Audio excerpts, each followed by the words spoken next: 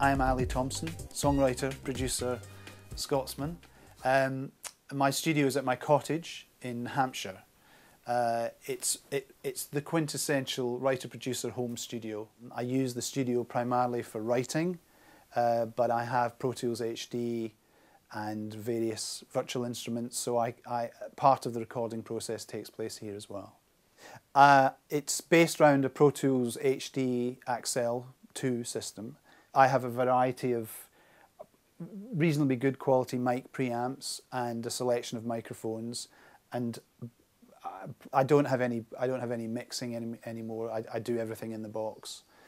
One of the joys of having a studio set up in your house is you're not under the same time constraints as you might be in a big studio.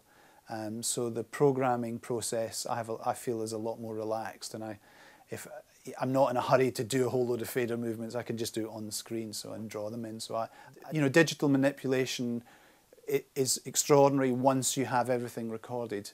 But I'm still very fond of acoustic instruments. I don't record here many things, but I'm very fussy about my acoustic guitars. I'm very fussy about my vocals, and both of those things require good microphone setups and a good signal path, and again, if you're trying to just make sure that the source material is of great quality but maybe sometimes interesting or manipulated slightly, having some really nice preamps I think should really.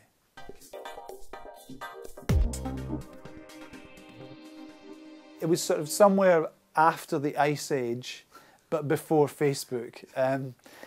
Yeah, I had really the first song I'd kind of ever written and recorded properly, a song called Take a Little Rhythm, was a very big hit in the US and Canada and Japan, South America.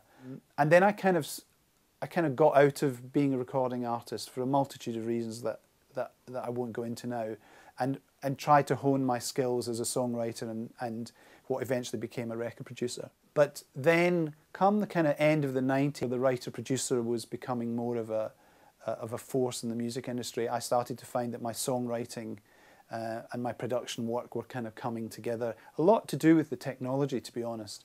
I was having hits more as a writer. I hadn't really started to do too much production, but as a writer, I'd had a big hit in Canada at the end of the 90s with a French-Canadian artist called Rock Voisine, a song called Kissing Rain, which I won a SOCAN award for Song of the Year.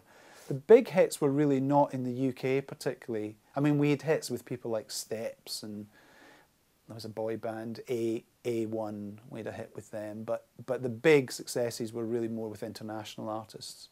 There was an Italian singer called Laura Pausini, who we had a song that was very successful with her. I got nominated for a Grammy for that, because that's an interesting little story in that it shows you how the writer-producer thing evolves. Essentially, Andreas and I had written the song. The producer that was hired to make the record was a very well-known producer in the States at the time, but of course he said, "We love the demo. Send me your parts." So you end up. So I kind of sent him. I think I sent him the guitars and a few. He said, "No, send me everything." So then you send everything, and you get this finished record back, and you go, "Isn't that my track?" So I was credited as I think a co-producer or a recording engineer or something, and then I got nominated for a Grammy. But that's quite often the case with me, where I write a song either with the artist or for an artist. I take it to really quite a high level, and then the step to move that to being a record quite often is very little.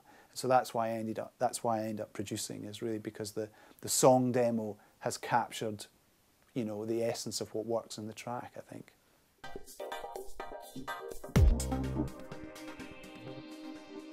The thing about songwriting is, in many regards, there's no one way of writing songs. It's really whatever works for any individual. It's about the idea and how you get to that idea, maybe through a traditional means like sitting down with a guitar and writing, or sitting at a piano.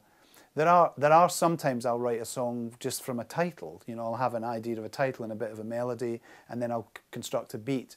But when I'm when I'm safest and feel most in control of the process is sitting with a guitar.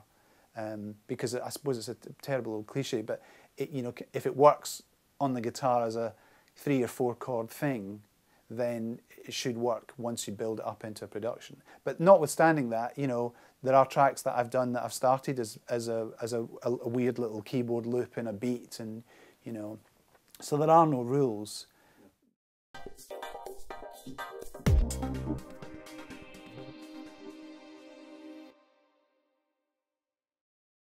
It was fun to do, actually, although it came about slightly odd in that the film composer who did the music for the film is a good friend called Charlie Mole, and I had worked with Charlie on a few other things, and he said we need to write the school song, so not the theme song for the movie to be sung by Girls Aloud or whatever, but just the school song, like the school chant.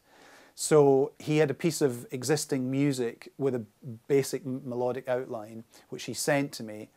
And I actually, first of all, I said, Charlie, I don't really think this is my kind of thing. It's not very pop, you know. But but he said, go and just have a go. Come up with something, you know. So I came up with a bit of a lyrical idea.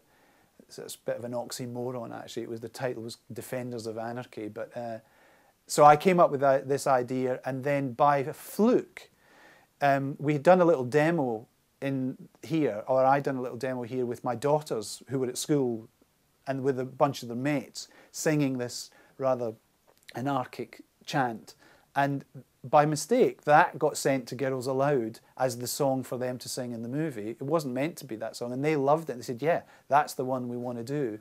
So then our track got produced, that actually got produced by Brian Higgins for Girls Aloud, but then in the movie, the school kids sing it as well. So I produced the sort of the school version as well. But so it started out really as a headmaster, really. Yeah, in fact, on the day of recording the Girls Aloud section, we had to go to the set and routine the kids, because if you see it in the movie, there's a load of kids pretending to play in the band. So we had to kind of rehearse them, and then I left before they actually shot it. So I didn't really hang with Girls Aloud, which is I probably should have.